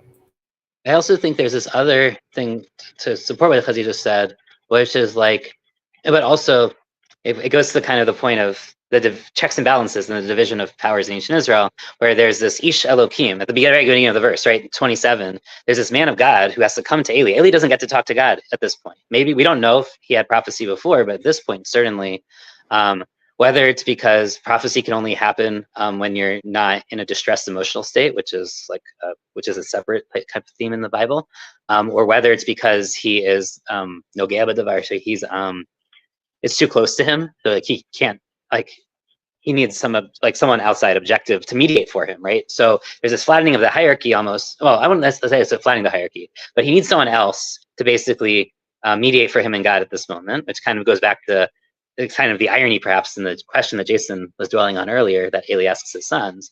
Eli himself now needs someone to mediate for him. And what's really interesting that like adds a whole twist to all this is, at least in the Midrash, who is this man? Like he's not just he's not named in the text. They say he's Elkanah. Wow. So this is Samuel's father, biological father. Wow. Okay. So that like adds an entire other dimension to like what's going on here, right? If you read it that way, one father chiding another, but that other guy is also raising his son. Right. Oh man. Kirk, do you have anything that you want to add, Wow. or anything noticed or thoughts? Nothing that hasn't already been said. I mean, it seems like everything you said so far has made sense about flattening the hierarchy and about corruption. So not really new. I loved something I haven't mentioned. I love the drama of this, which is there will not be left a descendant except for one man, and him only to cry his eyes out. Like, it's so metal, isn't it? It's like, it's so dramatically powerful. I love that reference. So Like, I do wonder, because my translation, and well, plus one, the Hebrew doesn't say one man, it says v'ish, which could be singular or plural. In my translations, it just has it takes it as the plural, like men. The men of your house will not be destroyed, or they won't be all killed. They'll just like have this as like this. I think this is reference though, because unless I'm mistaken, is the last descendant is mentioned later. Yes. I'm not sure if it is Ichabod. Well, it's not his last descendant. It's actually really funny because he does have other descendants that are talked about after the fact. Right. And in fact, even in the time of the Talmud, there were families that tended to die young that were specifically thought to be descendants of this household because they died young. And we could talk about, maybe they had some weird genetic thing, and we could talk about all that. But like that, they at least believe that there are people, and this was a sign that you descended from this household if your family died young, from natural causes. Natural causes, God causes. But this is interesting too. I wonder how this connects with Jason, and maybe just inadvertently, the important role of presenting the tragedy. That the person who weeps, who is in mourning, is manifesting the tragedy of the situation, so that it like sets the tone for how we're supposed to understand this. I'm going to leave someone who is mourning and weeping. That plays a role in making clear what's occurring. Does that make sense, Jason? Yeah, I think so. I mean, I think at least in the context you're saying it, for sure. There's also this weird thing in verse 35, where so this faithful priest specifically is going to walk before, like in front of, my anointed one, my Mashiach, my Mashiach. Now, presumably this is actually referring to King David, because Tzadok, who is he is called this faithful priest, is the priest that toward the end, I believe, of David's life, right? So there's a specific relationship there. I think that this text is prophesying, right, about the house of David and the house of Tzadok, and the house of Tzadok will be the priest for the house of David, forevermore, when this house gets built and comes about, which I have no idea how Christologically that gets read. I think that's actually a really challenging verse, honestly, because it clearly shows that these have to be separate things. And in fact, this entire now we've had a high priest and being told by a prophet what's going to happen about how the high priest needs to serve a king. So now we actually have almost the complete set of separation of power, like politics, of that comes through the book of Samuel, right? Right. And this is a can of worms. Jason's gonna love it though. Okay. In the Qumran community, and I found some references in the Babylonian Talmud as well. Melchizedek is referred to as a messianic character, where there needs to be this faithful priest, like this. He performs like a divine priestly role almost. Sometimes in the Qumran community associated Melchizedek with the Son of Man in Daniel, the cloud rider who would announce the year of Jubilee after the final day of our Lord, after the day of judgment. And I'm wondering about that language where it says that you go in and out before my anointed forever. It's connecting in my mind with the I will dwell in the house of the Lord forever at the end of that psalm, where it speaks of dwelling in God's house forever. Yeah, I mean, yeah. So Qumran has a library, right? There's a collection of different beliefs there. It's not consistent, but there are clearly texts there that point to expectation of two messianic figures, a priestly and a kingly, three messianic figures, a priestly, a kingly, and someone like Moses, like a prophet, and four messianic figures based on the four, what do they call it? Four craftsmen. The four craftsmen. Or the four horns of the altar. Four craftsmen. So we have evidence for kind of all four of those. And when we do hear about like a priestly messianic figure in rabbinic text, is almost always in the four craftsmen context. I actually can't. I don't think any of them come up in the other discussions, because generally we talk about two figures, the Davidic and Josephite, or son of Joseph and son of David, really. But there are some of the four craftsmen texts which do say also, like they, as you pointed out, it's not, I don't think it's Babylonian Talmud like that. It was the Jerusalem, and then also in some of the Midrashic collections. Maybe there's one in the Babylonian. The last interaction we had, I looked into it, and I know there's a reference in the Babylonian Talmud possible. to the four craftsmen. I just don't remember that one offhand. Yeah. No. But yeah, no, and I think it does reflect the language of the psalm you talked about. It also should maybe remind you of a different curse that happens to the last king of Judah when he gets going to get exiled. Or sorry, not quite the last king, like the second to last king of Judah, before he gets exiled to Babylon. And there's this curse that says your descendants will never ascend like the throne again. And then that curse gets undone in one of the early Second Temple period books. I'm going to forget which one, maybe Chronicles. We hear that curse gets lifted or undone or whatever with Zerubbabel.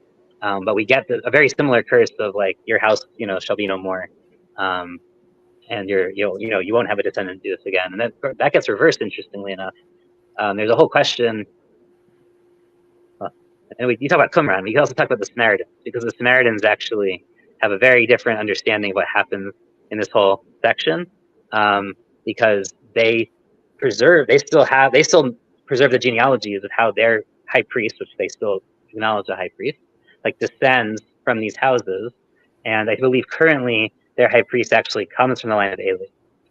So they had one from Itamar for a long time, but right now I think they have one from Eli. But they actually have a very different read of everything that's happening here. They actually see this as like this, almost like a political coup.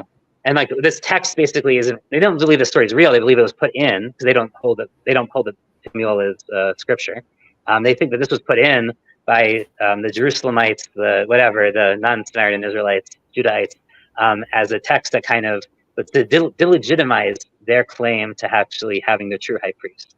Because at the time, at least, when these debates are going on, their high priest was from Eli, and it's gone back and forth over the years. But there was Eli at the time, and they were like, this was a political coup against us, and they put this text in just to remove any claim that we could have, and just to justify the Tzadokite priesthood, and that's some awful thing, because obviously Tzadok and King David were wrong, because the real temples in Har Gerizim, not Jerusalem, all that. Right. Well, and this is, I love Samuel for this reason. There's questions about God's leadership and the leadership that he gives to his people. And so there's to what extent there's the prophet, the priest, the king. These are all different roles that we see almost like tugging at each other with different levels of, so to what extent is the priesthood corrupt? To what extent? And so we see like all the things you were saying about the high priest in his relationship with bringing about justice and the cities of refuge. So what happens when that's corrupt? How do you deal with the kingship? Like these are all roles of God manifest in our lives, how we experience God's forgiveness, how we experience God's justice within this realm, especially in times when those things are corrupt. Chezi, you were gone for a bit. You've come back. Do you have anything you want to add before we close up? You are silent. I said no. You could go on. I'm with you, but I'm also I'm working on my Bilam weekly portrait right now, so I'm doing both, double dipping. Could I ask a personal opinion of you, Hezi? Sure.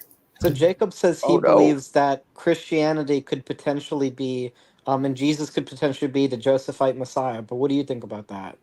I don't think that's what Jacob says. I think I could be wrong. I think Jacob says that there are some sources, far and few between, that hint or reference that Jesus might have been a potential for a Josephite Messiah, assuming you believe that there's one in every generation or one in every family, but it's something that it's a pattern that repeats itself, but it was a failed version. It was a failed attempt that did not work out.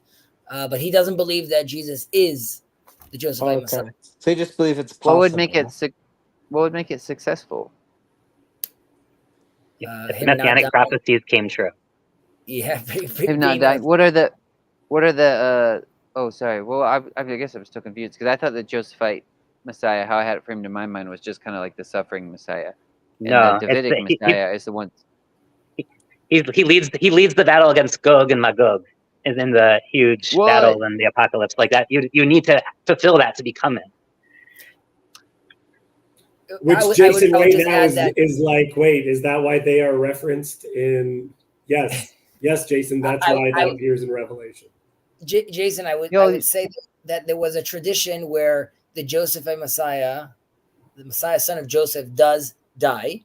However, there are interpretations where, and that's really the view of Judaism's view on prophecy, good prophecy and bad prophecy. Bad prophecy doesn't have to happen, right? It could be avoided. And so the Josephite Messiah dying is one outcome. It's not necessarily the outcome. And so there are some that see him ultimately being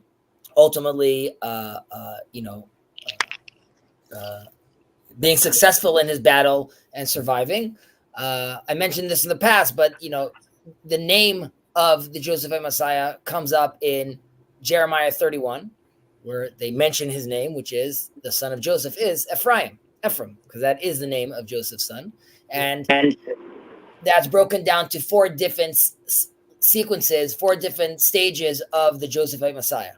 And some in religious Zionism that we're on Jacob's stream, that he opposes, of course, would say that we are now in phase 2 of the Josephite Messiah period, stage, time. This is very complex. Correct me if I'm wrong, Hezi, but doesn't Gog, isn't that Russia, and Umagog is Persia, Iran? Or do I have that wrong?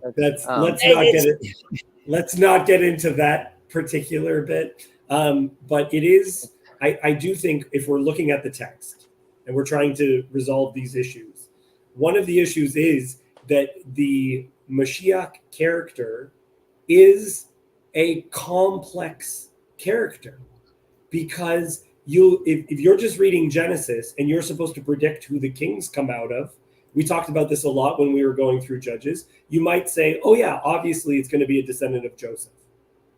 There's a couple of different characters who would be leaders of the nation, who, if there is a Messiah, if there's a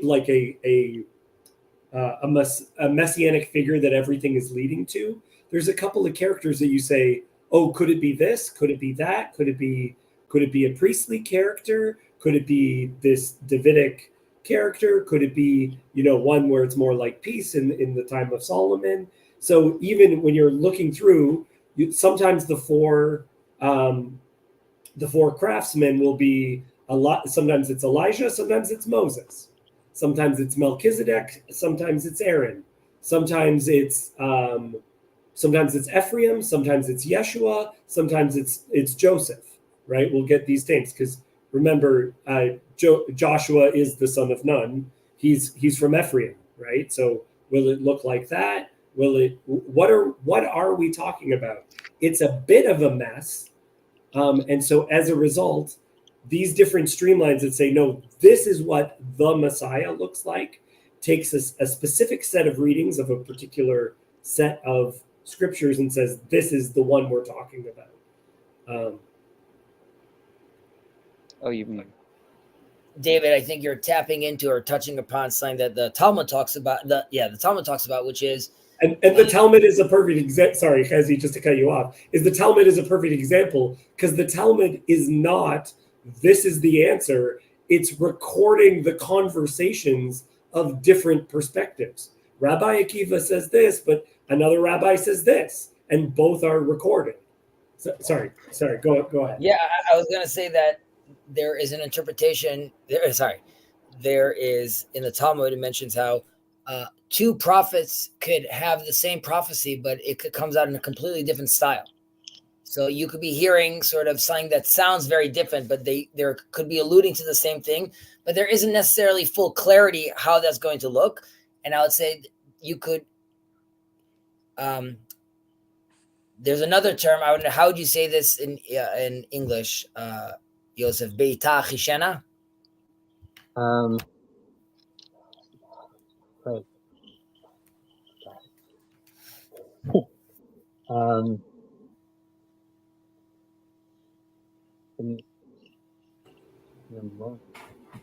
Like, When the time comes. yeah, but it's like sleeping in potential. Like it's in, like it's going to come at this right moment, but it's like it's not there yet, right? Like Yeah, so correct. I was almost going to say, but maybe I'm wrong, sort of like in quantum mechanics, like when you observe it, it's actually happening, but you have to like observe it sort of, and you have to be like aligned towards that. So when you are ready, when you, Israel, are ready for the redemption, it will happen. Right. And the sense is that using that example, I would say that these prophets are many times are saying, okay, it could be like Ezekiel, it could be like Isaiah. There's different versions how this could play out, and it really matters sort of where you guys are at, and how this plays out depends very much on you, and it's a partnership. So there will be redemption. What exactly it looks like? Is it more pluralistic, where everyone, all the nations of the world are coming to the temple, or is it very much like, the one who's not circumcised can't come inside? So there's different versions that sometimes seem like they're contradictory. So I would say either they are different versions of the same thing in different styles, or they're different options. Oh, that's interesting, because the Christian response is that both are true at different levels. And so this idea of a first coming and a second coming is like first coming like this fulfills these, second coming fulfills these. Because one of the things that Jacob has said is that Jesus might be the Messiah, but not yet. If he comes back and does all these things that you guys are saying, then he's the Messiah. But as of right now, to what extent?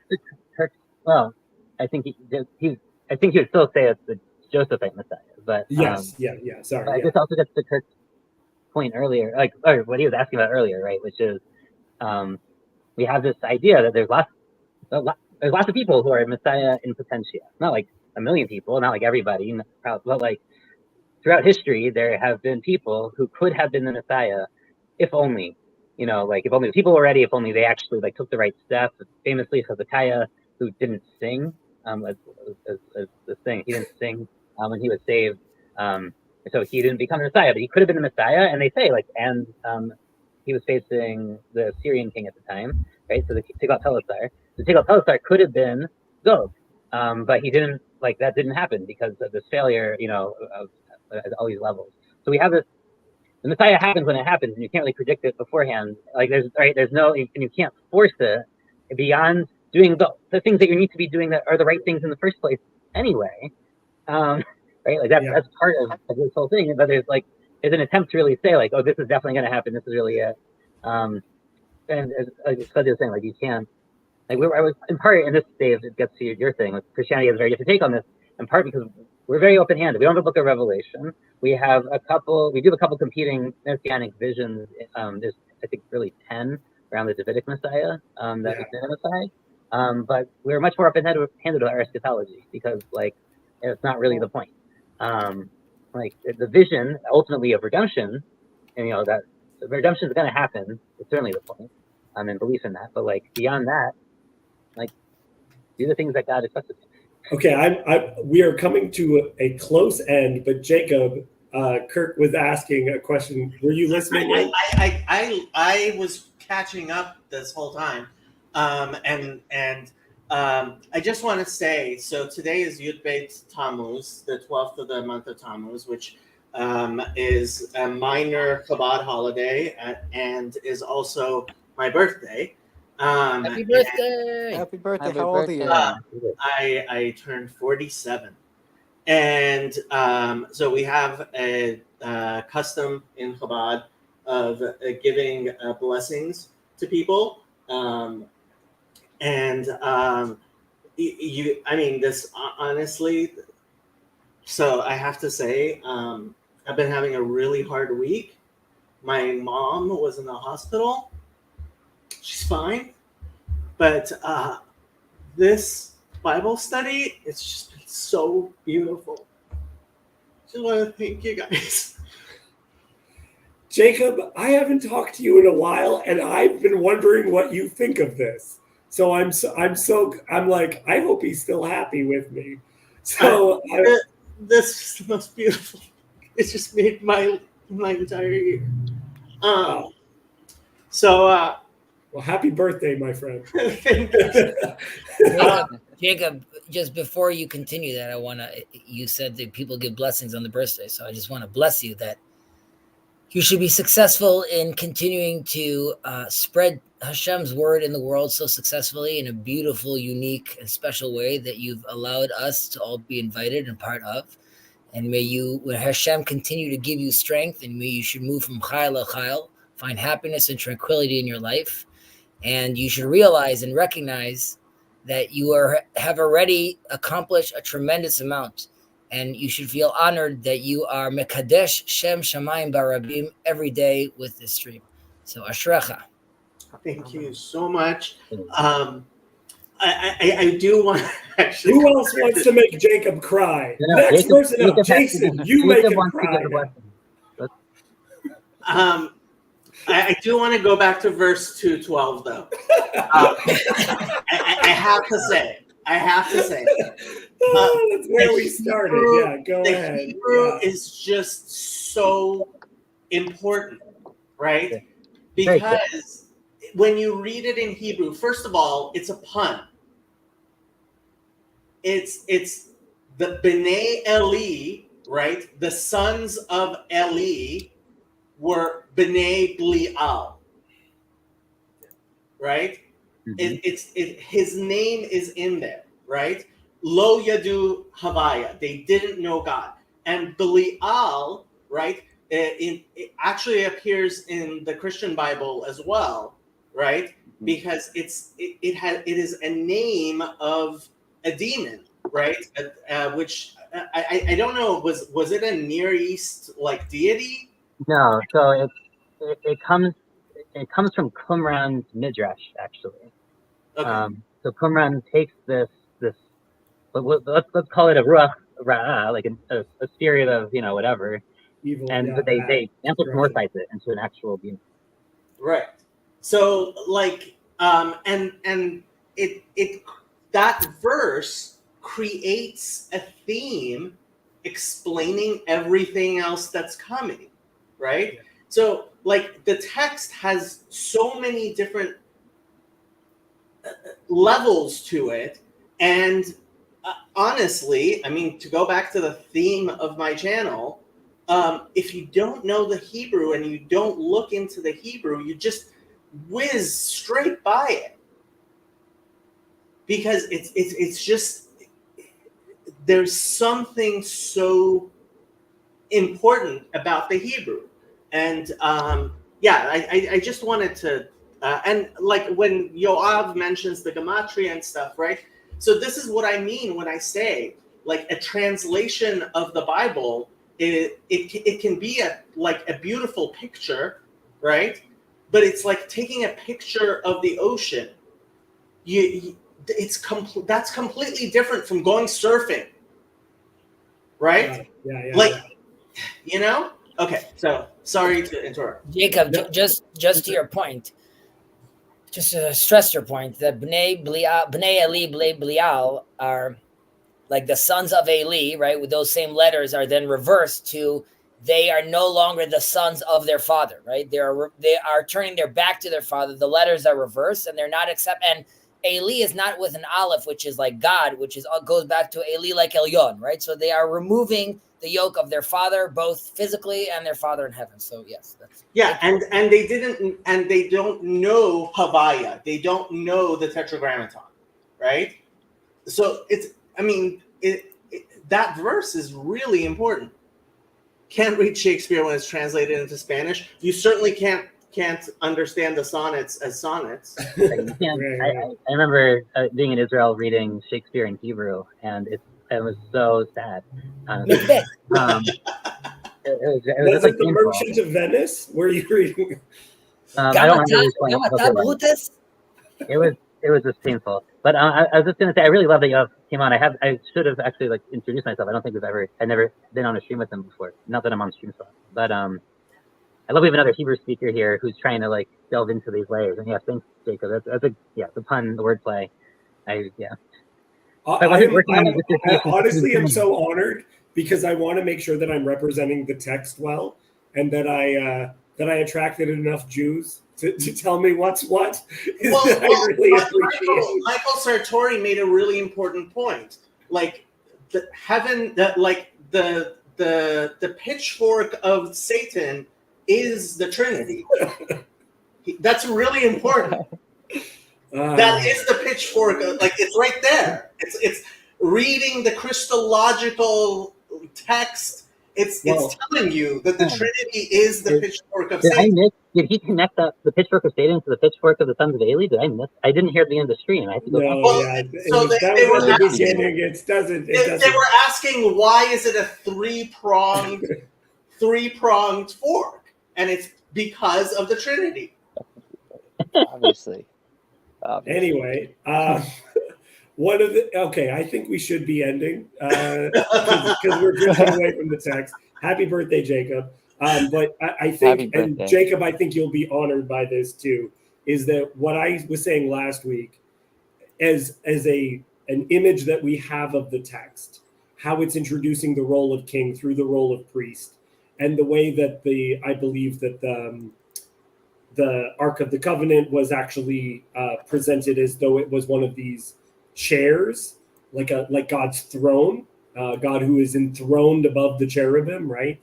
This is spoken of within the text as well, that this is like his throne, that this whole book is about Melech Haolam, that the king of the universe. So this image of God's kingship, and so the importance of us recognizing what I think you were saying, Jacob, that which is above us, to not to become like these men, but to recognize that which is above us. And that goes back to what Chazzy was saying about how Blial is also understood as one without a yoke, right? Ol Malchut Shemayim, the yoke of heavenly kingdom, right? That is a really important way of understanding Blial, right? And Eli, his name, can be understood as my yoke. Right. And there is an importance in this idea that God wishes for us to be yoked. His yoke is easy. Y-O-K-E, not Y-O-L-K. David, I'll just say one little adjustment to that, right? Which is I don't think they're stealing food from God. I want to be clear about that. That's very clear in the Yes. text. There's Yeah, also yeah, right, yeah. like God is not like the pagan deities. He doesn't eat. Like every other pagan Yes. god, Yeah, he yeah, brings yeah. food and he feeds Absolutely. them. They're stealing something else from him, which is symbolized by the incense, right? Which is basically like, I mean, we can talk about it. There's a lot of symbolism in the incense, and we're not going to blow up your stream at at the end of it, but like, it's this much more ephemeral act of obedience, and that doesn't have this. You're not giving. God doesn't need to eat. He doesn't. You're not stealing food from his table, Right, right. but they are stealing respect from him, right? They are stealing. Like they're not the generosity that he gave them in this job. They are spitting back in his face basically and abusing. Yeah, that reminds me of Right, the. right. No. I absolutely, I agree. I know. I believe that there's some kind of an illustration related to that where, like we've seen showbread being used in other traditions, and it is like the god is eating the bread. But in the Hebrew, their priesthood was very different in that their priests, it was the priests who ate the bread. It was like being fed by God, not us feeding God. Very different image. Sorry, Kazi. Okay, we gotta wrap Jason up. at some point. Oh, okay. Well, I mean, I don't want to keep you. You got to bust. No, go ahead. Go ahead. Okay, go. We'll finish in the next 10 minutes. Okay, so I that's my promise. I was gonna say that just tagging on to what Yosef was saying about what's bothering God is also it's less about the food is taken, right? It's more about like their actions afterwards, and that is in contrast to what Eli is constantly getting wrong. Eli's focus is on the ritual, what's going wrong with the how things are being done in Shiloh right now, and this is also I mentioned this in the comments what he gets wrong with Hannah. He gets mad because he's seeing something that's not usually done, and he's like, no, it's all about the ritual. It's all about how this is done, and he doesn't realize that not only are your sons corrupting that, but that was never the focus. The focus is, as we say, ben adam lechavero, man to his fellow man, and not like if you're corrupting that, like what Eli's sons are doing, the second layer of sins, then you're definitely going to get wrong the first layer of sins, which is like obviously taking advantage of the actual process. So I was like, that's another miss of Eli, which he's like, you could see that he himself, while he's not his sons, he's also missing the mark. And this gets to Jason's point about that verse, about the question, right? Which is that he's saying, well, if he was saying like, oh, well, if this was man and man, it would be fine, but you're sinning man against God. But he seems to be missing, like, right, that it's the man and man thing actually does come first, and that's what God, that's the problem. Okay, any other closing comments? Only closing comment I would have is the chat was really interesting for a while. I didn't know what was going on. A bunch of stuff with like, oh my gosh, like that could be a whole nother stream at some point. I don't know what was happening. Yeah. And I was trying to ignore it because Hezi, I actually really appreciate it because Hezi was actually engaging when he wasn't on here, was on there and was doing a very good job. Actually, Jacob, while I have you for a second, sometimes it seems like once I end the stream, the chat isn't saved on the video.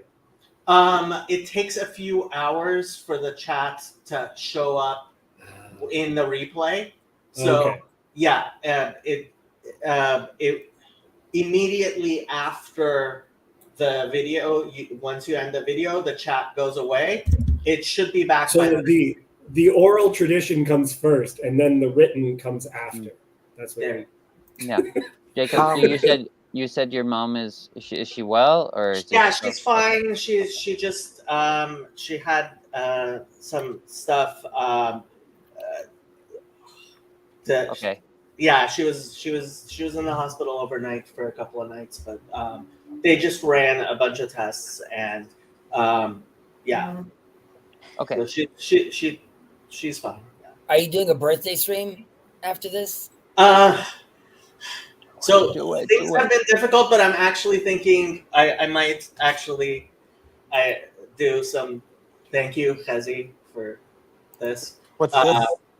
Oh, this is the Yanuka's book that Hezi sent for me. So I'm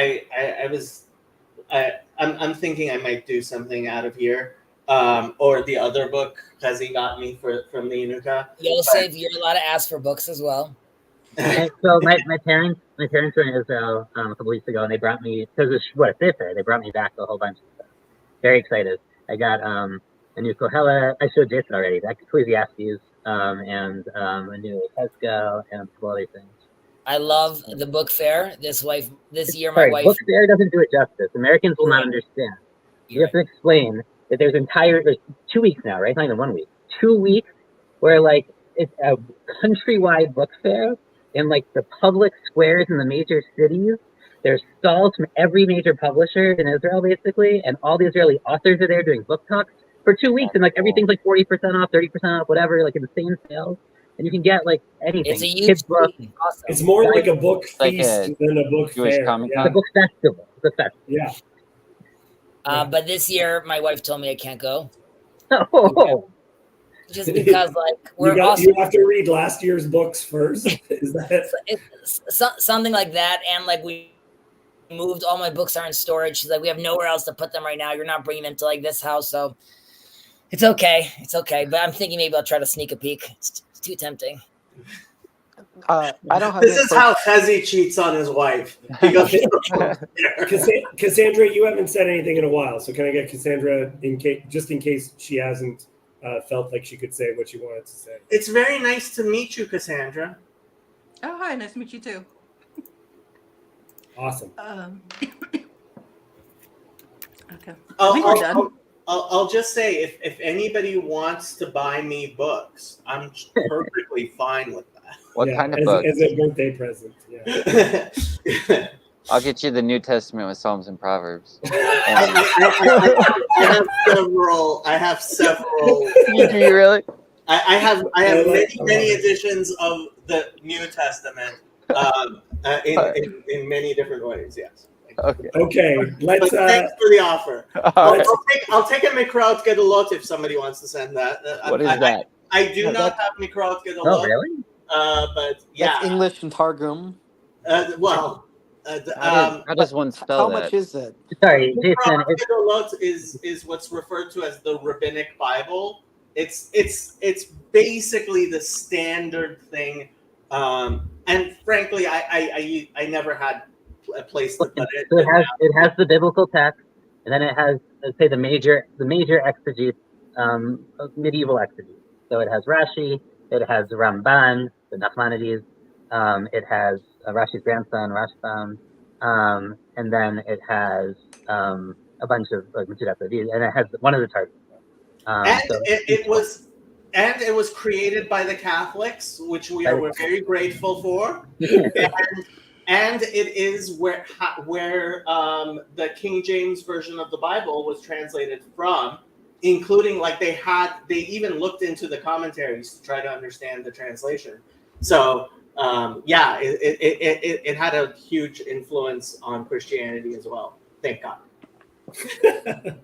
Okay. Happy birthday, Jacob. Thank you everyone for attending this week.